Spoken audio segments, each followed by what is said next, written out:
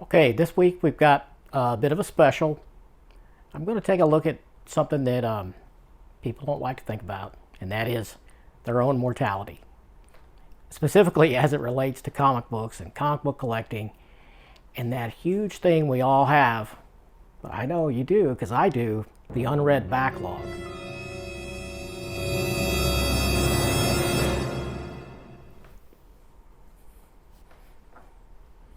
So I've talked about this a little bit before in a couple of the live streams and other places and other videos.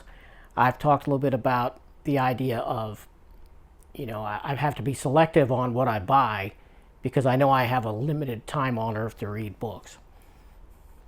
So what does that mean? Well, what it means is, this has always been a thing with comic book collecting, really. But it's even more of a thing when you're collecting omnibuses and the huge volumes that are a self-contained collection just on their own, individually, each one. So you start to, when you buy something that takes, me anyway, takes me weeks to get through an omnibus, typically, depending on a lot of things. But typically it takes the better part of a month for me to get through a big, thick omnibus, especially collecting older material, written in the 70s or the 80s, where they had the much smaller art, much smaller panels, more text, more narration. It takes a while to get through those. I mean, Chris Claremont, come on, very verbose guy right there. Love it, but that's the truth. It takes a while to get through some Claremont X-Men, don't it? Yeah. So anyway, you get to thinking, when you own 10 or 20 omnibuses and you've read 3 or 4 of them, it's not too bad of a ratio. But then FOMO hits. Fear of missing out. How does that relate to us? Well, if you were in this hobby of buying omnibuses and collected editions, in the last 2 to 3 years, let's say, especially last year and part of the year before that, when a lot of people were at home instead of at their regular jobs, and they were buying and pre-ordering anything and everything as it came out or way ahead of time. And these books were selling out on day one. Day one, if you didn't buy that omnibus or you hadn't pre-ordered it, you ain't getting it. And in some cases, if you weren't right there when those listings went live, within 3 hours, 2 hours, 1 hour sometimes, it was gone and it was out of print.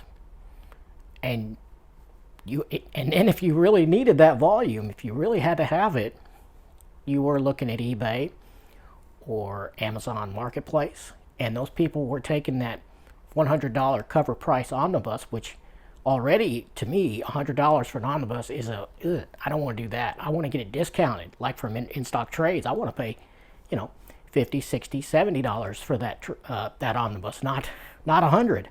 But they would take that $100 omnibus and list it for $200, $300, $400, $500 plus, and they'd get it. So that's where that FOMO comes from. Now, a lot of stuff has been reprinted and continues to be reprinted by Marvel now, so the FOMO is a little bit lessened. Although, according to Omar and some of the recent stuff he's been saying, Marvel may be slowing down that reprint train here for the next year. So what does that mean? Does the FOMO come back? I don't know. It's rough. The whole situation is rough. And it just makes me want to buy the ones that I feel like I need for my collection and for my reading, my future reading plans. It makes me want to either pre-order it, which I've largely stopped doing that, by the way, or at the very least, I'm buying it on day one. Day one, that thing goes up, I'm buying it. If I can. I mean, if I can keep affording it. How much longer can I keep buying at this rate? But that's a whole other question. But the larger question is there enough time? Can you get everything read before you die? How far will you let that unread backlog go? These are real questions, and they're the kind of things that most people don't want to think about. Who wants to think about their own death? Certainly not I. And a lot of my viewers I know are much younger than me, so death may be something you never consider. It may be something you figure is far away, and so you're not going to worry about it now. And it's kind of a healthy attitude, but at the same time, we're all going to die. And is there going to be enough time? And this whole question reminds me of one of my favorite Twilight Zone episodes, the original Twilight Zone, and it was called Time Enough at Last. I have an action figure from that episode. It's the story of Henry Bemis, played by Burgess Meredith. And I don't know if that's going to focus on that. Maybe it will. If not, I'll put a scan up to show this. But he was a bank teller, this guy. He was a nerdy bank teller, and he was always reading. He had big, thick Coke bottle lens glasses on, and he had to have those to read. And he never had enough time to read. You know, he worked that job all day at the bank, and so he would often, in between checking people out, he'd have his book down there, and he's trying to read it without the boss seeing him. And he gets caught a few times, and he gets threatened that they're going to fire him if he keeps reading while on the job. You know.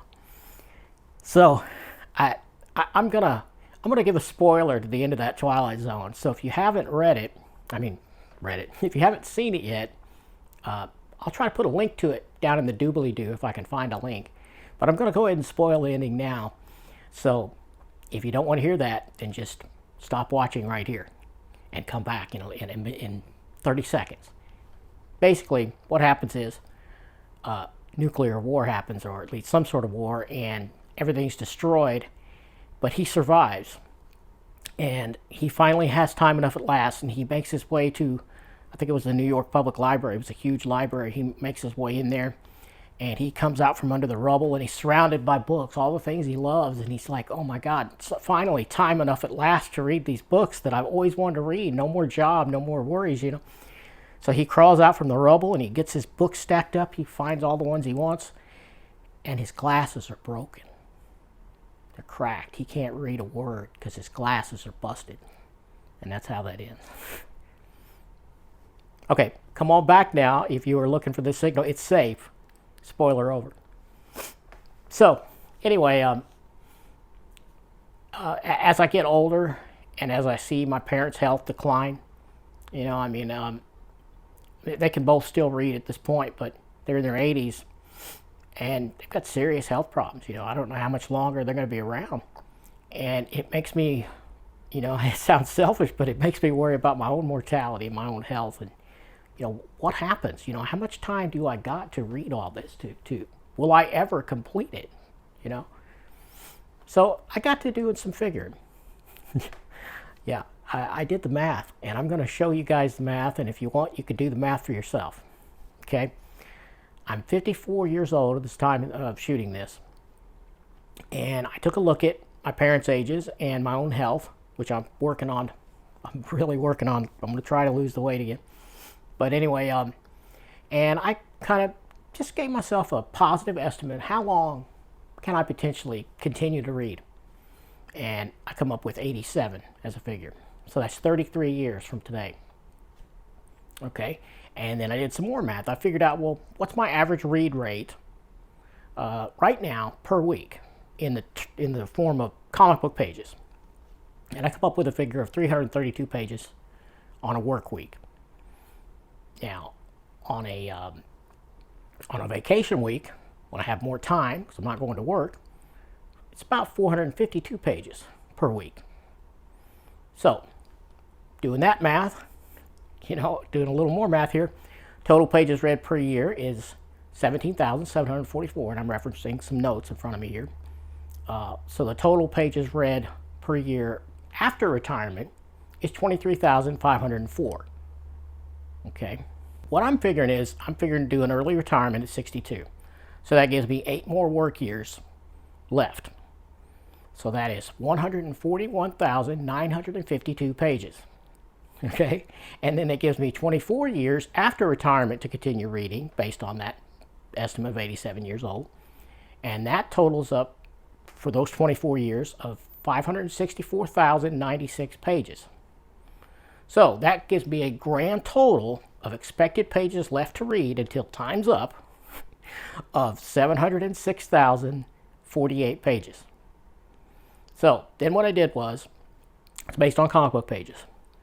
I took, and for the sake of the math here, I'm going to assume that an omnibus is about 1,000 pages. average. I think that's probably pretty accurate because there's some that come in at 700 pages, 800 pages, and there's some that go 1,200 to 1,500. But I think the average is probably around 1,000. So based on that, rounding up, giving myself all, positive outlook here, I can read about 707 more omnibuses before I'm unable to read or dead. Of course, no one knows when you're going to die. We're just doing some math here. Yeah. Or this averages out to about 22 omnibuses per year. Now, those are some big numbers, and that doesn't sound too bad. But then I took a look at what my unread backlog is as of right now, time of shooting this video. I have 176 unread stapled comic books. Okay, but we're figuring omnibuses here as a unit of measure. So that's 5,632 pages average for those comics. And now if you do the math on that, that comes out to about 5.6 omnis worth of material in what's left of my single issue collection that I have not read. I've largely stopped buying those, but I still have some I'm completing. It's about equivalent to about a long box over there. So then I counted all of my unread omnibuses. Now for the purposes of this math, I'm counting anything that is over 500 pages as an omni, and anything that's 500 or less as a hardcover. And then I'm counting a hardcover as half value for an omnibus. Okay, hopefully that makes some sense to you. So what I'm saying is, I had 23 small hardcovers that are 500 or less pages. Divide by 2, I get 11.5 omnis for this measurement. So you add all that together, the unread comic books getting a value of 5.6, the omnibuses being 74, and the hardcovers being 11.5. You add all that together, you get 92 if you round up. So as of right now, I have the equivalent of 92 omnibuses that are unread. Doesn't sound too bad yet, right? But hold on. So the next thing you're going to take a look at to get this math to work out is, what is my buy rate? How much am I adding to this problem, if you want to call it a problem? Well, I tried to figure that out. It's not easy when you're buying from 3, 4, 5 multiple different vendors, even though I keep pretty good records. My buy rate is probably about 2 per month. Now, if you times that by 33 years, because that's what we're talking about the read time, that comes out to 792 omnibuses. That's a big number. Add that's potentially buying 792 omnibuses to the 92 I already have that are unread, you get a total of 884 omnibuses. If you go back to what I mentioned before, doing all this math, there's a lot of math here. So I figured out that I could potentially read about 707 more omnibuses before I die, or before I'm unable to possibly read due to health reasons or whatever. And then I just told you that it looks like I'm going to have more of a total of 884. So it doesn't work out. 707, 884. It doesn't look like there will be time enough at last.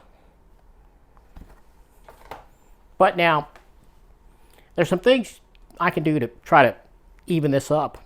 One, I can work on my health, and maybe I can beat 87, Maybe I can beat 87 years. Maybe. I could also buy less.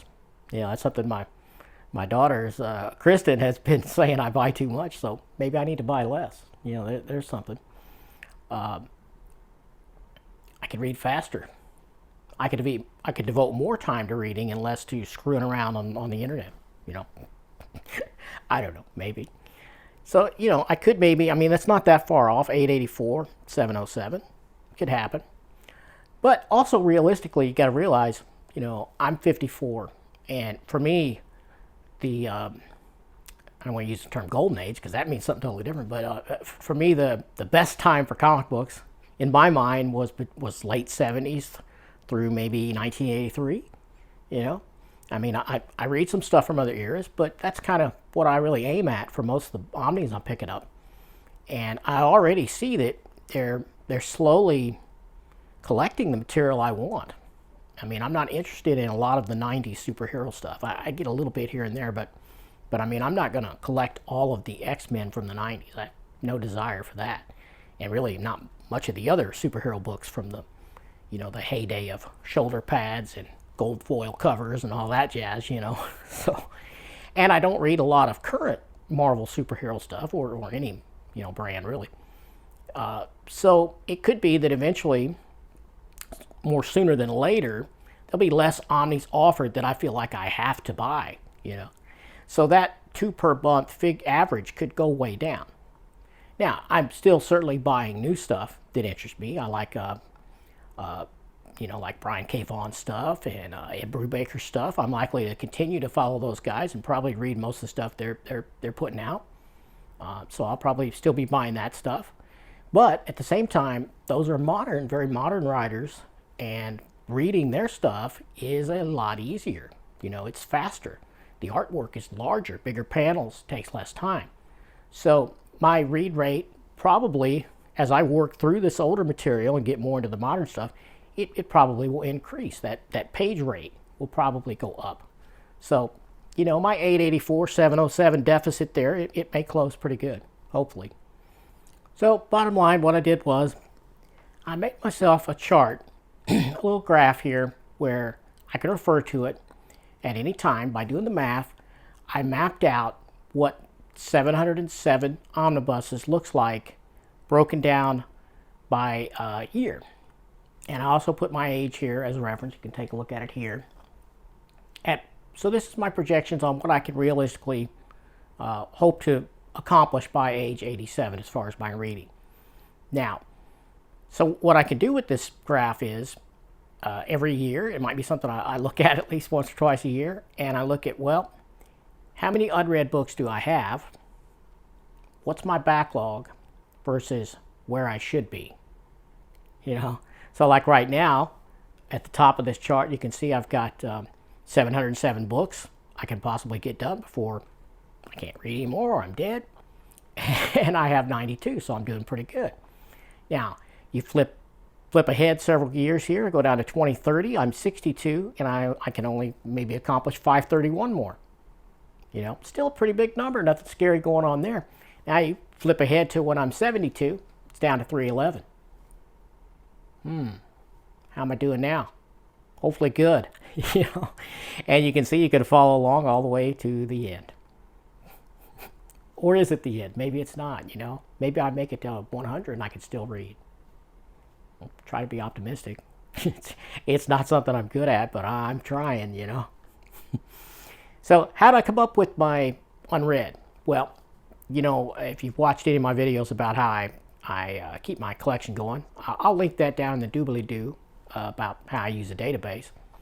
I can run a filter program on my database, or a filter option in that program, to have it spit out how many books I have that are unread. Now, how I've accomplished that is I have a custom field marked location, and all of my unread books, comic books I have in U00, I just use a 3-letter code just for brevity. My hardcovers are UHC, and my omnibuses are UOM. So I just do a little search and a filter on all of my collection. And I have it tell me how many books are in UOM, and it will spit out a number. And then I do the same thing to the other 2 types, singles being U00 and hardcovers that are less than omni size are UHC. And maybe I'll do some B-roll and let you see what that looks like.